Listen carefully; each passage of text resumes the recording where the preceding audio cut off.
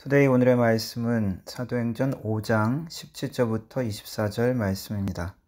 대제사장과 그와 함께 있는 사람, 즉 사두개인의 당파가 다 마음의 시기가 가득하여 일어나서 사도들을 잡아다가 옥에 가두었더니 주의 사자가 밤에 옥문을 열고 끌어내어 이르되 가서 성전에 서서 이 생명의 말씀을 다 백성에게 말하라 하매 그들이 듣고 새벽에 성전에 들어가서 가르치더니 대제사장과 그와 함께 있는 사람들이 와서 공회와 이스라엘 족속의 원로들을 다 모으고 사람을 옥에 보내어 사도들을 잡아오라 하니 부하들이 가서 옥에서 사도들을 보지 못하고 돌아와 이르되 우리가 보니 옥은 든든하게 잠기고 지키는 사람들이 문에 서 있으되 문을 열고 본즉 그 안에는 한 사람도 없더이다 하니 성전 맡은 자와 제사장들이 이 말을 듣고 의혹하여 이 일이 어찌 될까 하더니 아멘.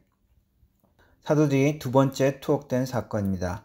첫 번째 투옥은 성전 미문의 장애자를 치유한 일 때문에 베드로와 요한이 체포되었었습니다. 병자를 치유한 좋은 일, 선한 행동이었습니다. 결국 죄를 찾을 수 없어 위험만 하고 풀려났던 사건입니다. 두 번째 투옥의 대상은 구체적인 이름이 없이 그냥 사도들이라고 언급합니다. 아마도 베드로를 비롯한 대부분의 12사도들이었을 것입니다. 이번에도 제목은 그들의 가르치는 가르침을 문제로 삼았습니다.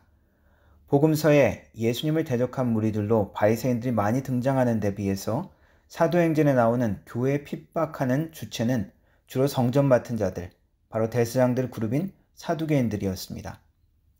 그 이유는 아마도 예수를 따르는 무리가 성전에 있는 예루살렘에서 시작되었고 이 교회가 된 이 군중들이 솔로몬의 행각 등에서 모였기 때문일 것입니다. 십자가에서 죽으시고 부활하신 예수님으로 인해 더 이상 죄사함을 위한 예루살렘 성전의 제사와 그 기능이 무의미하게 되었기 때문입니다. 당연히 성전을 중심으로 제사와 백성들을 관할하고 통치했던 그들의 영향력이 상실되고 있었기 때문일 것입니다. 그래서 오늘 17절에는 사두개인의 당파가 다 마음의 시기가 가득하여 사도들을 체포했다고 표현하고 있습니다. 그런데 깊은 밤중에 주의 천사들이 옥문을 열고 끌어내서 사도들을 구해냅니다. 그리고 사도들에게 명령합니다. 성전으로 가서 백성들에게 이 생명의 말씀, 새로운 생명, 새로운 삶을 전해라 라고 말씀하십니다. 사도들은 아침 시간에 성전에 나오는 사람들에게 복음의 메시지를 전합니다. 더 이상 이 성전이 아니라 예수 그리스도를 통해 하나님께 나아가고 우리가 구원받을 수 있다. 회개하고 주님께 나아가자라는 메시지였을 것입니다. 제사장의 무리는 뒤늦게 체포한 사도들을 조사하려 불러냅니다. 그러나 옥문은 잠긴 상태였고 갇혔던 사도들은 깜짝같이 사라진 것을 발견합니다. 이들은 어떤 일이 일어날지 걱정하고 당황해하는 모습이 오늘 성경 말씀에 나와 있습니다. 예수님의 진정한 생명의 복음은 가둘 수 있는 것이 아닙니다. 오늘 말씀에도 주의 사자들이 옥에 갇힌 그들을 풀어놓아 그 생명의 말씀을 다시 전하게 합니다. 한편으로 이 놀라운 생명의 복음을 천사들이 직접 가서 전하면 더 효과가 있지 않을까 생각할 수도 있습니다. 그러나 그렇지 않습니다.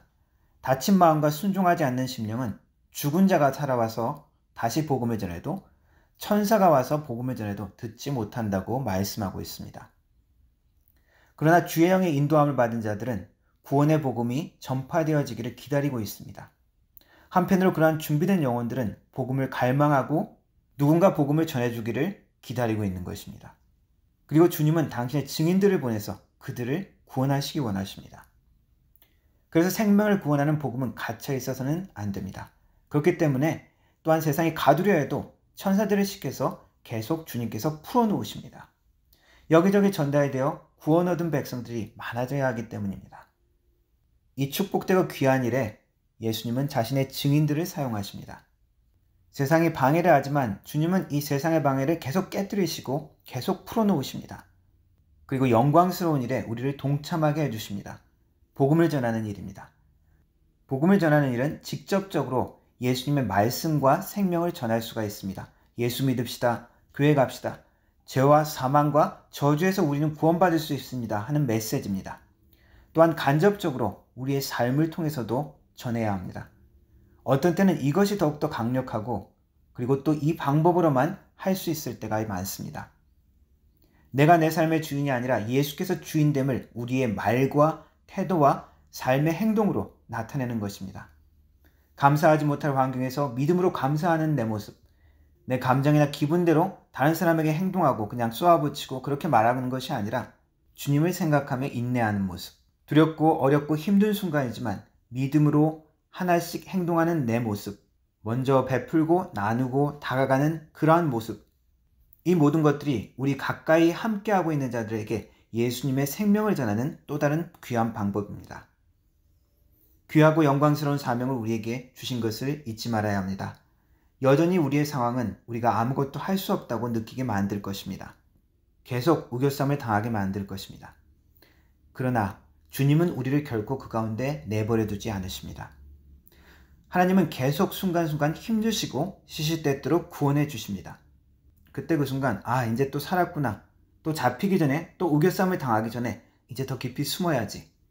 이것을 원하시는 것이 아닙니다. 예수의 다시 사시는 능력과 생명을 선포하기를 원하십니다. 내 말과 행동으로 생명의 복음을 살아내라고 말씀하시는 것입니다. 주의 사자가 사도들을 옥에 끌어내서 안전한 곳에 숨어서 조용히 몸살이고 있어 이렇게 말하지 않으셨습니다. 나가서 또 다른 이들에게 전하라고 하십니다. 이제 간신히 또 빠져나와서 숨쉴만 한데 또 잡혀 들어가라고? 이런 생각이 들 수 있겠습니다. 맞습니다. 세상은 또 체포하고 또 가두어 두려 할 것입니다. 그러나 주님께서 우리를 또다시 자유케 하실 것을 믿어야 합니다. 세상은 집요합니다. 그러나 우리의 주님의 열심을 이길 수 없습니다. 우리를 구원하시고 이끌어 주님의 증인으로 만드시는 하나님의 열심을 기억합시다. 주님의 생명의 능력은 가두어 둘 수 없습니다. 예수 그리스도의 새 생명의 능력이 우리의 삶을 통해서 증거되고 나타나는 은혜가 있기를 주님의 이름으로 축원합니다. 기도하겠습니다. 하나님, 세상은 우리를 가두고 우리를 핍박하고 복음의 증인으로 살지 못하게 만듭니다. 숨어 있으라 하고 잠잠하라 하고 아무 기대도 소망도 품지 못하게 만듭니다. 그러나 우리를 구하시고 우리를 격려하시고 일으키시는 주님의 손길을 보게 하옵소서. 우리 삶에 보여주시는 주의 보내신 사자들의 손길을 보게 하옵소서. 그래서 우리가 여전히 주님의 증인으로